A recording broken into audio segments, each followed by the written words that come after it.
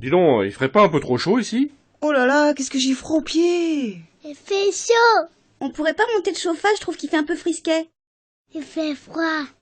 Ces petites phrases, on les a tous entendues ou même prononcées. Elles traduisent toutes une sensation d'inconfort à laquelle on a envie de mettre fin le plus rapidement possible. Et en général, le premier réflexe consiste à monter ou descendre le chauffage, ce qui malheureusement, vous l'avez sûrement constaté, ne résout pas tous les problèmes. Et oui, le chauffage, c'est un petit peu plus compliqué que cela. En effet, contrairement à une idée reçue, le confort thermique ne dépend pas uniquement de la température de l'air d'une pièce. Non, il y a d'autres paramètres qui sont également essentiels et qui, s'ils ne sont pas respectés, peuvent être à la source d'un inconfort. Tenez, on va prendre un exemple. D'une manière générale, on considère que l'hiver, il faut une température de 19-20 degrés pour se sentir bien à l'intérieur d'une maison. Seulement attention, pour que ce soit vraiment confortable, il faut que cette température soit bien stable, autrement dit, qu'elle ne joue pas au yo-yo. Il faut également qu'elle soit parfaitement homogène, la même température dans tous les coins de la pièce. Ça, c'est pour la température de l'air ambiant. Il faut aussi veiller à ce que les parois ne soient pas trop froides, les fenêtres et les murs. Ce phénomène peut être une source d'inconfort. Voilà pourquoi il faut un système de chauffage qui réchauffe à la fois l'air ambiant, les parois et les occupants de la maison. Ce n'est pas tout à fait terminé. Il faut aussi minimiser les mouvements d'air et veiller à la qualité de ce dernier. Pour que l'air soit agréable à respirer, on recommande un taux d'hygrométrie, c'est l'humidité relative de l'air, compris entre 40 et 60%. Comme pour la température, ce taux d'hygrométrie doit être homogène et bien réparti dans toute la pièce. Or, certains systèmes de chauffage peuvent justement déséquilibrer ce taux d'hygrométrie, rendant l'air plus sec à certains endroits et plus humide dans d'autres. C'est donc en jouant sur tous ces paramètres, la stabilité et l'homogénéité de la température, celle du taux d'hygrométrie et les mouvements d'air, que l'on peut atteindre un confort thermique satisfaisant. Alors bien sûr, les systèmes de chauffage sont des acteurs importants pour atteindre ce confort thermique, mais l'isolation du logement et la performance des fenêtres le sont tout autant. D'ailleurs, très souvent, des travaux d'isolation sont suffisants pour améliorer le confort thermique et dans tous les cas, ils doivent être étudiés avant de rénover un système de chauffage. Pendant bien longtemps, et souvent à juste titre, on a pensé que le chauffage électrique n'était pas en mesure d'atteindre un confort thermique, comment dire, absolu. C'est vrai que quand on parle de chauffage électrique, on pense bien souvent au fameux convecteur. Normal, c'est le tout premier système de chauffage électrique qui a vu le jour. C'était dans les années 70. Comme son nom l'indique, le convecteur fonctionne sur un principe physique simple, la convection. Un convecteur est équipé d'une résistance qui se trouve à l'intérieur d'un caisson métallique. Au contact de cette résistance, l'air se réchauffe. L'air chaud étant moins dense que l'air frais, il s'élève et s'échappe par le haut de l'appareil, tandis que l'air ambiant, plus frais, vient prendre sa place, etc., etc. Ça tourne en boucle, d'où le mouvement de convection. Alors ce système de chauffage est loin d'être parfait. En effet, d'une manière générale, l'air chaud ayant tendance à s'élever, il fait toujours plus chaud en haut qu'en bas de la pièce. Et avec les convecteurs, c'est encore plus flagrant. La température de la résistance grimpe jusqu'à 300 degrés Celsius. L'air chaud, qui s'échappe de l'appareil, atteint facilement 100 degrés Celsius et parfois plus. Résultat, la température de l'air à l'intérieur de la pièce est, comme vous le voyez, très stratifiée. Et pas la peine d'être un géant pour s'en apercevoir. Même chose avec l'humidité. L'air est plutôt sec au niveau du visage. Dommage, car c'est l'air que l'on respire, alors qu'il est plutôt humide au niveau du sol. Bref, vous l'avez compris, en matière de confort thermique, le convecteur, c'est pas vraiment ce qui se fait de mieux.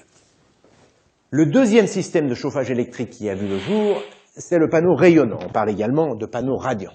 On l'appelle comme ça, car il associe à la convection un autre phénomène physique de transfert de chaleur, le rayonnement. Pour bien comprendre, je vous emmène au ski, à la montagne, en plein hiver. Oh non!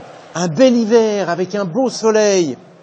Voilà, nous y sommes. La température extérieure est de -5 degrés Celsius. Certes, C'est un peu frisqué et pourtant, avec ce beau soleil et malgré le froid, on n'a qu'une idée en tête, celle de retirer l'anorak et de se prélasser en t-shirt à une terrasse. Et tout ça alors qu'il fait moins 5 degrés Celsius. Comme quoi, la température de l'air n'est pas le seul critère du confort. En fait, c'est le soleil qui nous réchauffe directement par rayonnement.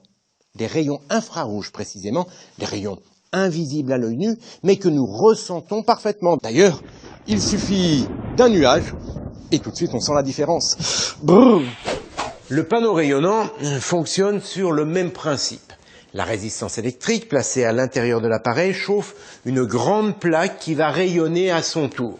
Les rayons infrarouges passent en fait à travers les petits trous de cette grille qui protège le dispositif. De cette manière, contrairement aux convecteurs qui ne réchauffent que l'air, les panneaux radiants, grâce à leur rayonnement, réchauffent aussi les surfaces, les parois et donc les corps qui se trouvent à l'intérieur de la pièce. Cependant, ils ont aussi leurs limites.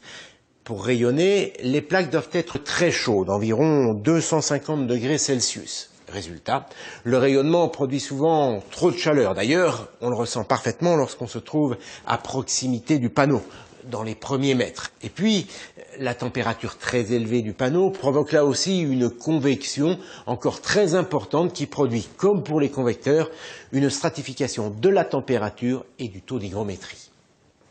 En fait, c'est paradoxal, l'inconvénient avec les panneaux radiants, c'est qu'ils peuvent être trop chauds. Heureusement, les ingénieurs ont trouvé la parade avec une nouvelle génération de radiateurs électriques, des radiateurs à chaleur douce, c'est-à-dire des radiateurs capables de rayonner à basse température. Avec ces radiateurs à chaleur douce, la température de l'air qui s'échappe de l'appareil est beaucoup moins élevée. Il n'y a donc plus de stratification de la température de l'air et du taux d'hygrométrie. Et puis, avec ces radiateurs, la température de façade de l'appareil ne dépasse pas les 70 degrés Celsius. Le rayonnement qui est transmis est donc plus doux, moins chaud et moins agressif que celui transmis par un panneau rayonnant. Eh bien, c'est ça, ce que l'on appelle la chaleur douce. Autant dire qu'avec ces radiateurs à chaleur douce, on commence à s'approcher d'un confort thermique, disons, très satisfaisant. Enfin, il manque tout de même à la chaleur qu'il diffuse ce petit quelque chose qui permet d'éviter les variations de température. Eh bien, ce petit quelque chose, c'est ce qu'on appelle l'inertie. L'inertie, c'est la capacité qu'a un matériau d'emmagasiner la chaleur et de la restituer progressivement, sans à-coups. Alors ce n'est pas quelque chose de nouveau, bien au contraire, nos grands-parents utilisaient déjà ce phénomène quand ils se chauffaient avec la cheminée. Vous avez sûrement remarqué la plaque de fonte qui est placée à l'arrière de la cheminée. Eh bien, lorsque le feu est alimenté, il réchauffe la pièce ainsi que la plaque de fonte qui monte en température.